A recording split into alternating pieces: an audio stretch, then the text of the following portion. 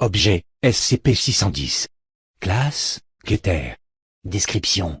SCP-610 semble être, dans un premier temps, une maladie contagieuse de la peau ayant pour symptômes provoqués, éruptions cutanées, démangeaisons, et une sensibilité accrue de la peau. Dans les 3 heures suivant la contraction, la maladie provoque des imperfections semblables à de lourdes cicatrices au niveau de la poitrine et des bras, se répandant progressivement vers les jambes et le dos dans l'heure suivante.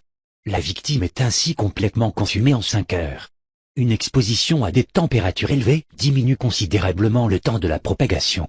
Après la propagation totale de l'infection, les fonctions vitales de la victime cessent pendant approximativement 3 minutes, après quoi elles seront redémarrées au sextuple du taux d'activité normal d'un être humain. Suite à cela, les cicatrices de la victime commencent à se mouvoir de leur propre gré et à croître à un rythme soutenu.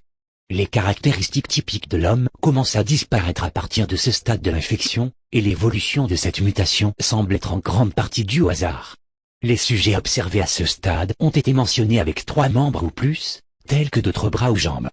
Pour des raisons encore inconnues, une personne infectée cessera de bouger et se placera dans un endroit qu'elle juge convenable où elle s'enracinera dès lors. L'accroissement de chair de la victime va alors commencer à se répandre sur tous les objets alentours pour les consumer. L'observation directe par le personnel sur les vis infectés par SCP-610 est impossible. Les personnes infectées par la maladie cherchent immédiatement de l'aide, résultant d'une impulsion naturelle de l'humain. Ceux infectés étant passés par la phase active du développement du tissu cicatriciel tentent d'infecter n'importe qui les approchant dans un périmètre indéfini. Il a été constaté qu'une personne infectée est capable de reconnaître une autre et non infectée. Si l'infecté a perdu le sens de la vue, un rayon d'environ 30 mètres autour de lui est considéré comme sûr.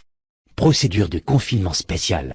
En raison de la vaste étendue couverte par l'infection SCP-610, le confinement est impossible.